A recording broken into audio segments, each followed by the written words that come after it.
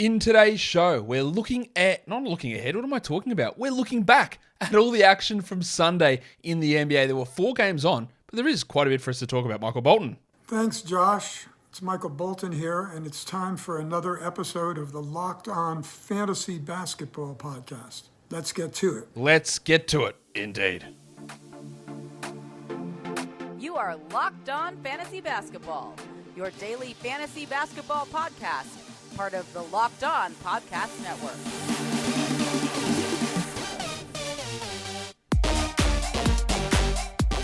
Hello and welcome to the Locked On Fantasy Basketball Podcast, brought to you by Basketball Monster. My name is Josh Lloyd and I am the lead fantasy analyst at basketballmonster.com. And you can find me on Twitter, as always, at redrock_Beeble and on Instagram at Locked On Fantasy Basketball.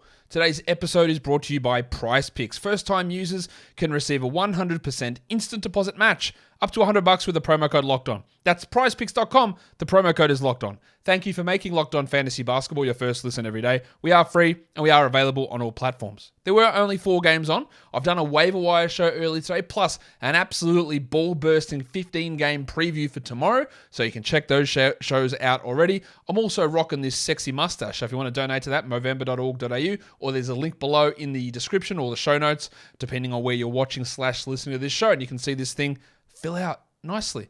All right, there's 4 games on. Waiver wire show earlier today, so we're not going to do most added, most dropped players. We covered that in the show earlier. We're going to look at some news, and then we're going to look at these 4 games again, where there was some pretty interesting things happen.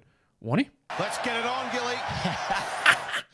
Pascal Siakam's groin is a big topic of conversation, rightfully so, because he's going to be out for the next 2 weeks, unfortunately. We'll talk more about the fallout from that in the Raptors game against the Bulls today, but that's not great because Siakam was rolling top 10 in points leagues, I think 25th in category leagues, much higher if you're punting free throws. It's not ideal. The Raptors did get the win today, but it's not very good. Cam Johnson, knee surgery. We don't know what though. Did he have a meniscus repair? Because if he did, that's season over. Did he have a meniscus trim / removal? Well, that's 6 to 8 weeks.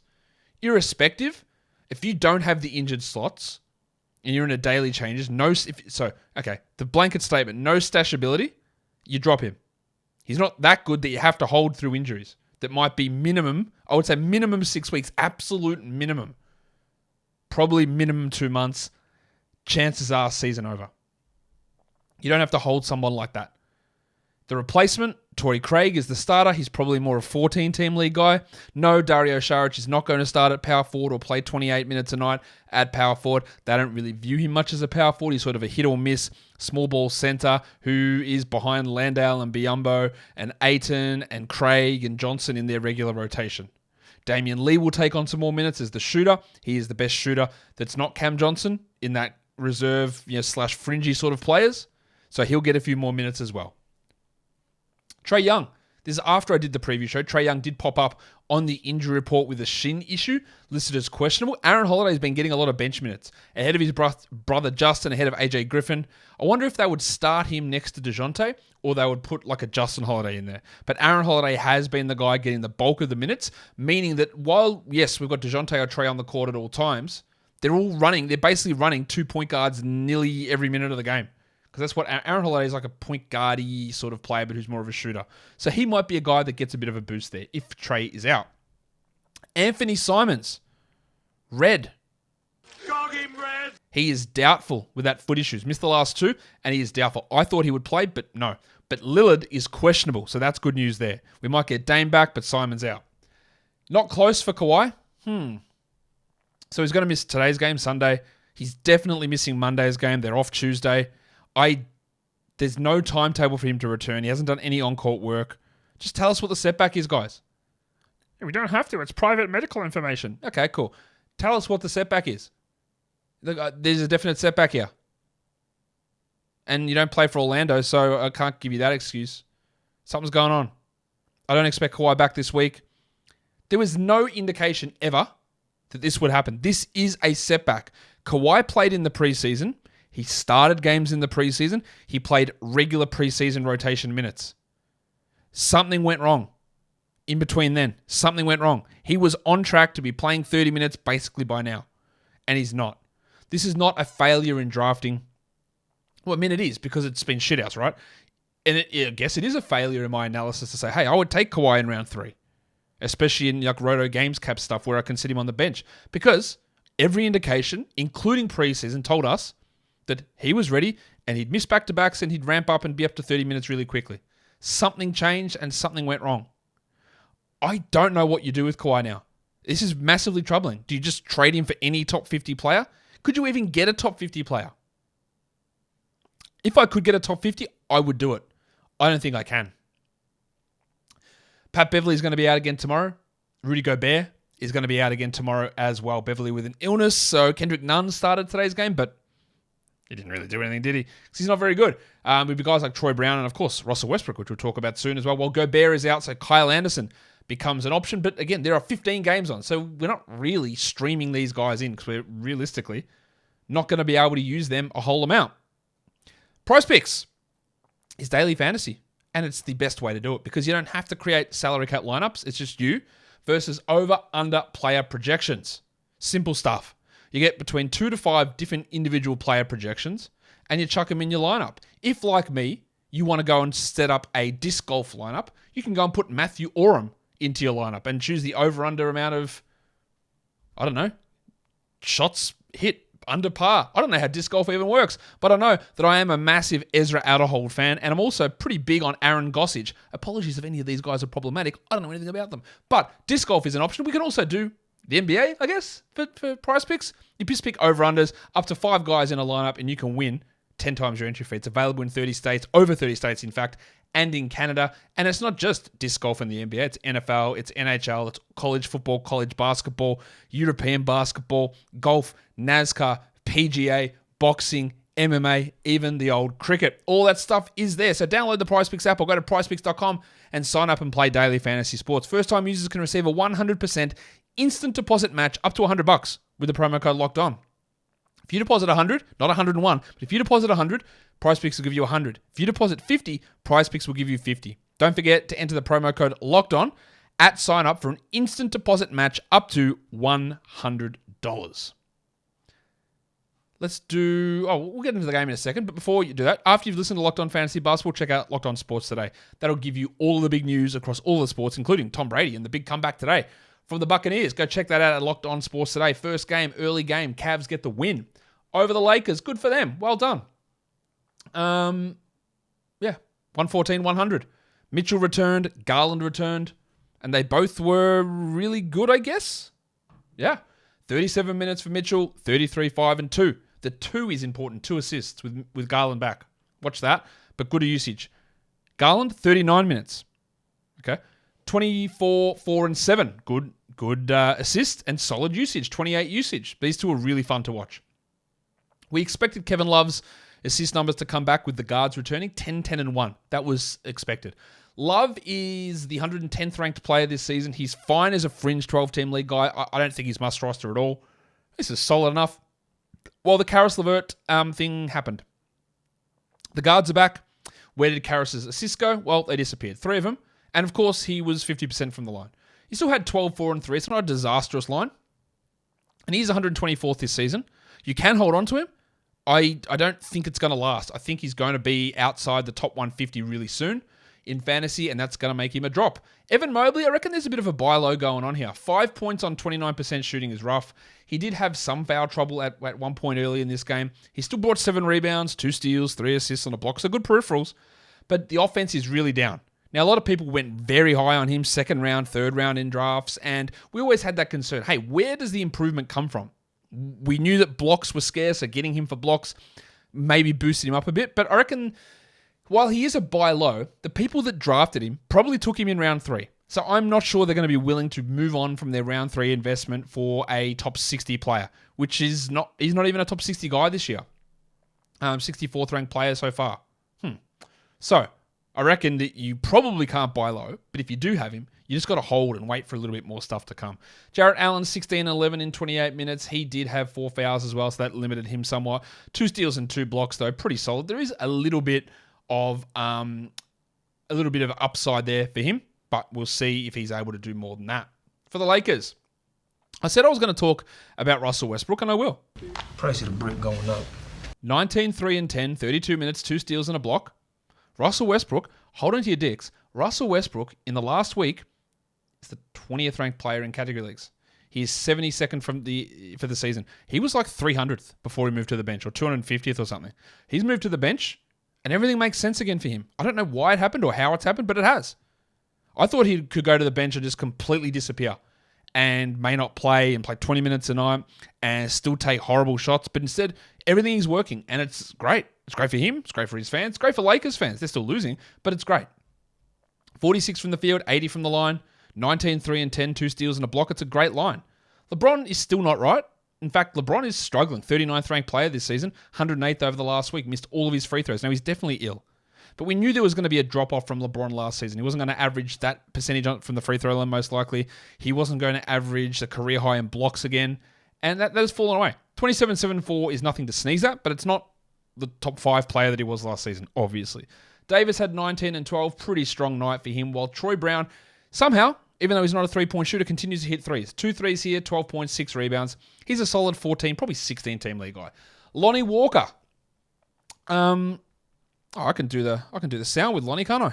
Hello. Now, Lonnie did hurt his wrist and have to go to the bench, but inconsistency has always been this bloke's issue. 6 points in 19 minutes, 1 rebound, 1 assist. He's playing well above his head, and despite all of the praises heaped on Lonnie Walker this season, you want to know where he's ranked? 134th. That's fringe 12 team. Now, I still think you probably should hold him, but what he's been doing, some of the stuff he's been doing is well above all career norms, and there was going to be some regression. Now, this is obviously big-time regression that's not representative, but it's worth mentioning that despite all of the praise heaped on Lonnie Walker, he's 134th. Kendrick Nunn started for Patrick Beverley and had 0 points, missed all 5 of his shots. He's horrendous at the moment. Like, he had a pretty good preseason. He was a chance to start, and now he is dreadful. And when Beverley returns and when Schroeder returns, he's not going to play. I wouldn't even bother streaming him in. While Matty Ice hit another 2 threes, 8 points in 17 minutes for Ryan, and Austin Reeves had 1 point in his 25 minutes. Second game. The Wizards and the Grizzlies. The Grizzlies get it done. The Wizards were up really big early. Then the Grizzlies pumped them. Then the Wizards came back and tied it up, but the Grizzlies end up winning 103-97. There was no Brad Beal, who's in the COVID protocols. I'm really, really not expecting him to play tomorrow. Delon Wright is out, and they made a change, guys. They made a change. Wouldn't you read about it that starting Anthony Gill wasn't the answer? Amazing to hear that he wasn't the solution for their problems. Let's get it on, Gilly. Now, allegedly, he was ill, but he was available to play. He came on for 3 minutes and went scoreless. He didn't play at all in the first half. I just know that Wes Unsell's a bad coach, but they went back to Denny Avdia, who didn't do much. 4 points on 17% shooting. I'm not telling you that's good, because it's not. 10 boards for him, while Corey Kispert started in place of Bradley Beal. 6 points, 3 rebounds, 3 assists. And part of the reason I'm so down on the Wizards in terms of their front office and their coaching, I just feel like every move they make, especially in the draft, I hate every pick that they make. I just go, oh, why did you take him? Johnny Davis, oh, what are you doing? Corey Kispert, oh my God, what are you doing? Denny Avdia, are you serious? Rui Hachimura, what are we doing here? Like, every pick feels like a bad pick to me. And I don't know why that is. They just take, with the exception of Avdia, they just always seem to take the guy that I'm much more down on than others. Like, I had Kispert in the 20s. I had Davis at like 18 or 16 or something. I had Avdia at like 13. I had Hachimura at 20-something. They always go way higher on these guys. So that's why maybe I'm biased against their front office and decision-making. Also, they're bad. Monte Morris, big minutes, 18 points, 33 minutes. Cool. 0 rebounds and 1 assist. Excuse me? Now, I think with Beal out, he's at least a hold. But after that, no, don't think so. And then Jordan Goodwin, who some games literally has not played, even though he's their only backup point guard. I thought he played better than almost anybody for the Wizards in this game. 9, 8, and 5, 2 steals and a block. It's not 12-team ad situation at all. It's probably more 18-team or 20-team, but it's worth watching. While the future MVP, Kyle Kuzma, had 12 and 11. And it was a stinker for Kristaps Porzingis. 10 and 4 with a steal and 3 blocks. But it's a stinker because he hit 23% of his shots, which of course will go up. Otherwise, not the worst. 31 minutes, blocked those shots, which is obviously really useful. And then Farton Will Barton, who we thought would step it up without Beal. No, Will! No, he's ready to sack that. Run, Will! Give it off quick! Yeah, he didn't do anything, did he? Because he's not very good. 24 minutes, 12 points, 4 rebounds, 5 assists. It's not a disastrous line, and maybe he's streamable without Beal, but I highly doubt that. Well, Hachimura had 15 and 3. Of course, nothing else, as he is wont to do. For the Grizzlies, Steven Adams hurt his ankle. He did return to the game, but then, now I know Locked On Bosses, I'm not allowed to swear, but this is a quote. Steven Adams said, Steve, how's your ankle? Yeah, mate, it's a bit fucked. All right, there you go. Straight from the horse's mouth. Adams' ankle is fucked. So he did return, but we know ankles can swell up a lot.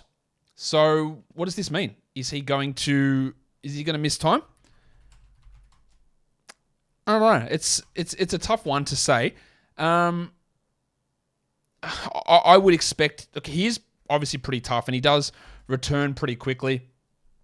But I would expect that with a game tomorrow, he's got to be in significant doubt. Meaning, Brandon Clark's value up. Xavier T. Illman value up. Now, I don't know that it's going to last more than just tomorrow, but there's a distinct chance that it does, given, again, that he said that it was. He had 4 points, 10 rebounds in 22 minutes. Santi Aldama had 3 steals and 10 boards in 27 minutes. He's a hold, but if you need a roster spot, you move on. Ja Morant also had a trip to the locker room. He returned. He shot horribly, both field goal and free throw, 33 and 67%, but 23, 9, and 6 is strong. Well, Brandon Clark, again, a good game here. 16 and 5 with 2 blocks. I don't hate an ad. For him in a 14-team league, I would add him. In a 12 with Adams' uncertainty, maybe.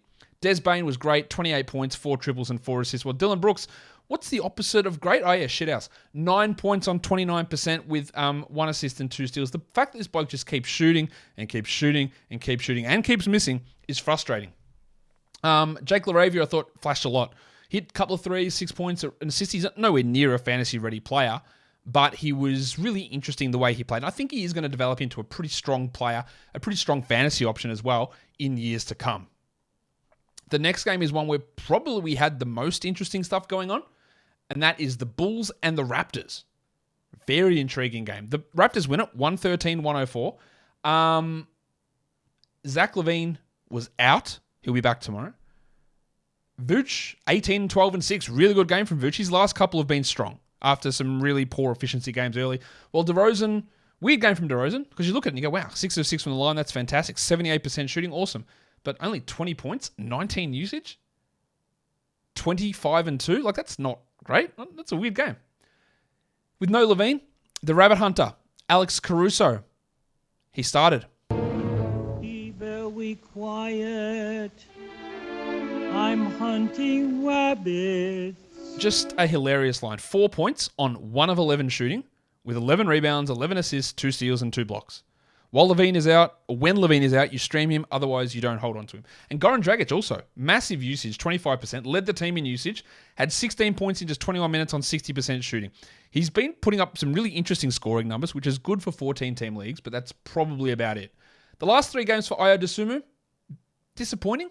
He had 15 points on 40%. Now, I talked about this the other day. Maybe he is a good shooter. Maybe the 60% from 2 that he's had throughout his entire career, it just sticks. And since I said that, he's been bad. 15, 3, and 3, still low usage, although this was 20%, but with Levine, you would hope it'd go a little bit higher. 40%. He, over the last week, is outside the top 140. We don't drop him, but I reckon it could move that direction. Patty Williams, rough 31% shooting, but 13 and 7, 3 threes, 2 blocks. That makes him a 12-team league guy. I think you want to add him and see where this goes, because Drummond's probably going to be out most of this week. By the way, I also had someone comment to me, I'm not sure about Pat Williams because Lonzo's going to be back soon. That is not true. I don't know where people get the information. Do they confuse Lonzo for LaMelo? Lonzo is not back soon. So, yeah, there you go. Lonzo's not back soon. Does that solve that? I think. Fred VanVleet returned, and of course he played 39 minutes because I know that everyone loves Masai Ujiri and they won, but the fact they have no guards that they can use is a failure, I think, on Masai's part. I think it's a massive failure. Regardless, 30 points, 5 threes, 5 rebounds, 11 assists. VanVleet's really good. That's a fantastic performance. The Jedi, OG Anunoby, what is getting into this guy? He's great. But what about scarves? OG. Balenciaga Stop ones. OG. You better stop OG. Like every year, I'm like, man, I'm into OG. Yeah, I'm into him. Yeah, he's going to take a step forward. And this year I had to be like, you know what? I really like OG. He's the best perimeter defender in the NBA or one of the top 2. But I'm just not going to draft him at 55. I just don't like it there. And now he's killing me. 22 and 6, 3 steals, a block, 2 triples, 53% shooting. He's the 22nd ranked player this season. Can you believe it? He's dominating. Scotland Barnes, 40 minutes, 19 and 10. He was shooting 42% from three. He had 29% in this game, so that's going to fall off, but a solid game nonetheless. And I'm going to get to the big story in a second. Actually, we'll do it now. Christian Koloko, 31 minutes. Now, there's a lot to go through here, and I've mentioned this in a few different spots, and I'll mention it again now. Last game when Siakam got injured at the end of the third quarter with about 3 minutes to go, I think it was. All right, he got injured then. Koloko played 0 minutes after that. It was all Boucher and Achua. All right, Koloko had been starting every game that VanVleet had missed, and he'd been starting, and that happened again today. So this is not a clear-cut case that we're going to get 31 minutes of Koloko or not. He had 11 and 7 with 6 blocks. I think 5 of those blocks came in the first half. In fact, nearly all of that production came in the first half. This is, without doubt, a really good line. But the fact that everyone who comes off the bench for this team, Boucher, Porter, Young, and Achua, they're all centers or, in Porter's case, a power forward, means that if anything happens and Koloko is not playing at this extreme career best level, which he was in this game, then he just won't get these minutes because they can go to Boucher, they can go to Achua, they can go to small ball with Thad Young. They can do a bunch of things. I could be easily wrong, and there is nothing wrong with taking a grab of Koloko. But I fear that it's chasing. It's chasing this performance. Because this game, Achua played 14 minutes and Boucher played 22. What's to stop Boucher getting 25 next game and Achua 25 and Koloko playing 21 because he has 4 and 4 with a block and it doesn't play anywhere near as well. It has to be distinctly possible with the way that Nurse runs all those big men rotation and the fact that every player coming off the bench can fill that role, basically. Yes, I think Koloko is a significantly better player already than Achua and a much better prospect and a significantly better prospect than Boucher, who's not a prospect because he's 31 years old. Well, that is all true, but that doesn't mean that Nurse is just going to give him 30 minutes every night. The other thing to factor in here is that old mate Gary Trent wasn't nice. He played 21 minutes. So we got those extra minutes there. So they didn't go as small as they have in the past, and they were able at times to play Koloko and Achua and Koloko and Boucher together because Trent was really bad in this game. In fact, for a game that they won by 9 points, Gaza was somehow a minus 25. Precious was a minus 20 because he's just consistently bad. Now, as for Trent, it's been definitely much worse than last season. He's the 142nd ranked player this year. He had 12, 3, and 0 with a block, shot terribly from the field and terribly from the line. He's scoring well in general, but as we said a million times, if the steals don't come in at almost record levels, not quite record levels, but at that level, is he actually doing anything for you? And the answer is no. We hold on to him, and he was a guy that I did fade, even though his ADP was like at 85 or 90, and I said, I'm not that interested there. He can be better than this, and I wouldn't drop him, but he's also heavily reliant on like 1.8 steals. And I think that seems pretty obvious at this point. As for Achua, like I said on the waiver wire show, I don't know why I added him. Like, he's not a good long-term prospect. He's not even guaranteed to be a 12-team league guy now. There are other guys I would have preferred. And one of them was Boucher, who also is not a great long-term prospect. Boucher was all right, 8 and 6, a steal and 2 blocks, but he had been shooting at like 70%, and that was going to fall off. And it did here. He hit 40%, and that dropped his overall value down. But that's what I mean. Like, if he has a game where he shoots 60%, then he gets 26 minutes, and Koloko plays 23. And then Koloko doesn't block 6 shots, and then he's the 250th ranked player. Koloko started a bunch of games this year, yet he's ranked outside the top 250. This is one good game, but it really smells like chasing if you go to... You can absolutely add him. He looks good. I love him as a prospect. Could this mean good things? Yes. And sometimes you have to take that chance knowing that it's got a likelihood of failing. But by no means is this a guarantee. The bang, Koloko's in. He's locked in. He's 30. He's taking Siakam's role. I don't think that's the case. But again, the proof, as they say, will be in the pudding. All right, let's do the last game of the night. The Jazz. The all-conquering Utah Jazz. They do it again. Over the Clippers. 110-102, the final score. The man on the street, Jordan Clarkson. JordanClarkson. I grabbed him in a few leagues, late last round, second last round, but didn't know this was going to happen. 30 minutes, 23 points, 6 dribbles, 5 assists. He's a top 100 player, 53% shooting here. He's going to have ups and downs, but he's great at the moment. So is Markin. I picked him in a lot of spots too. Didn't expect a top 20 player. 18 and 9, a triple one, 7 of 7 from the line. Amazing. Well, Mike Conley, I didn't really get him in as many spots, but Yeah, he's killing it. 33 minutes, 17, 7, and 4 with 2 steals. Really interesting to see whether he does play tomorrow in the back-to-back. Olynyk had some foul issues, 9, 4, and 4. Not his best game, but he still remains a top 80 player this season. While with Jared Vanderbilt bar out, they did start Malik Beasley. He had 10 points in 31 minutes with 2 triples. Beasley is rostered in a ton of 12-team leagues. He does not need to be. Get that garbage out of here! All he is a 3 streamer. With Vanderbilt out, there were some that thought maybe Walker Kessler would start. I did not think that would be the case. He pushed up in minutes a little bit, but 16 minutes, 4 and 5 with 2 blocks. The 2 blocks are useful, but what this does show you that they're not really in any rush to push Kessler into a large role. So holding him or stashing him in 12-team leagues doesn't seem like the right move. Because if someone's out, they just move guys up. And that can all change if Olynyk is traded or Beasley's traded or things change in a lot of ways. But they are not committed to running that 3 big lineup. And Vanderbilt out, they just went in a different direction. Colin Sexton, 27 minutes, 22 points. He's a really good scorer. That's really good, 22 points. The problem for him in fantasy is just the lack of everything else. 3 rebounds, 2 assists. 8 of 9 from the line is great. He is pushing those minutes up. He probably should be on a roster now, but where does he sit? 120th? Maybe. This is good, though. The scoring is super, super useful. So that's good. And he is getting more playing time now, and they're playing him with Conley a little bit more. For the Clippers, of course, they are still without Kawhi Leonard for I don't know how long. And they were without the Duck Luke Kennard. Looks like Kennard will miss tomorrow as well. Paul George was great, especially early. 34, 8 and 4 with 5 threes. Well, Zubac's played another 35 minutes. It's going to keep happening while Kawhi is out, I reckon. 12 and 9, but 3 steals and a block. Zubac's is a top 50 player this season. He's going to fall away, and you probably can't sell high, but good numbers. Terrence Mann started with Kennard out. 30 minutes, 14, 3 and 3, 2 steals. I think he played 3 minutes the game before that. Don't read into it. While Morris started out, I think he had like 8 points in the first 4 minutes. Ended with 18, 3 and 3. Continues to play at a really solid level without Kawhi. Just keep riding him. At some point, it is going to fall away. Storman Norman Powell, man, he's terrible. What is going on with this bloke? 6 points in 21 minutes. I don't think there's any real justification. He's ranked outside the top 250. There's no justification for holding him, I don't think, in 10 or 12-team leagues because the thing would be, I just wait till Kawhi's out. Well, okay. This is what's happening when Kawhi's out. And maybe he gets better, and he probably does, but holy shit, it's really bad. Reggie Jackson doesn't deserve 12-team league roster status apart from streaming maybe tomorrow. No, it's not. There's 15 games on. Screw that. Get that garbage out of here! He played 20 minutes while John Wall played 28 minutes. Now, all the John Wall fans, and I am actually a John Wall fan, you're going to be pretty disappointed when I go to the next part of the show later on. But he showed some really good flashes today, especially in the second half. But his shooting is atrocious.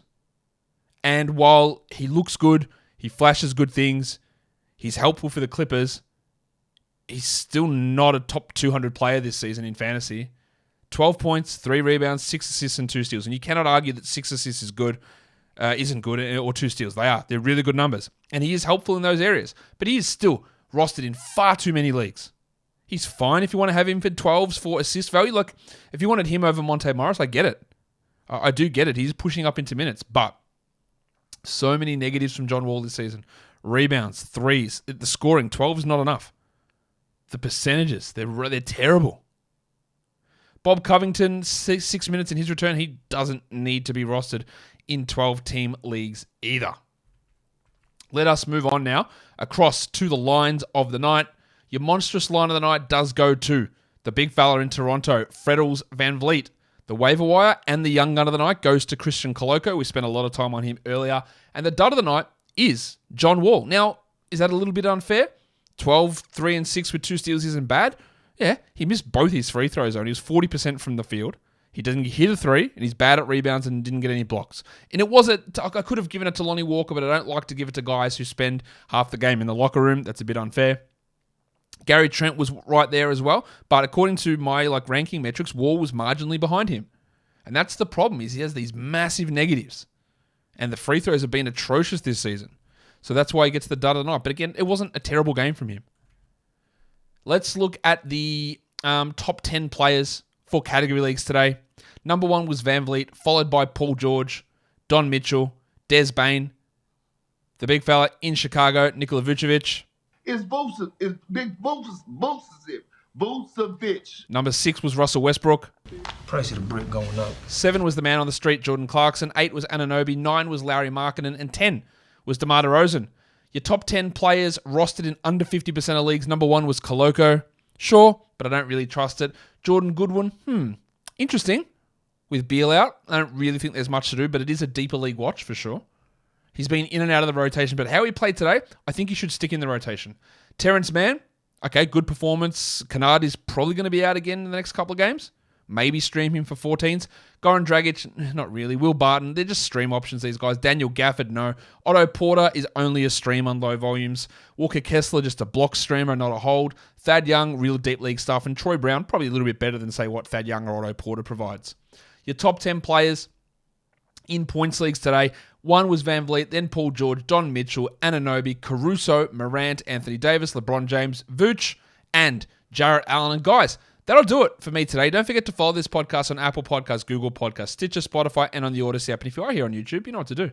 You thumb it up, you leave your comments down below, you ring the bell, and you subscribe. Like, that's so easy, and it helps a lot. Guys, we are done here. Thank you so much for listening, everyone. See ya.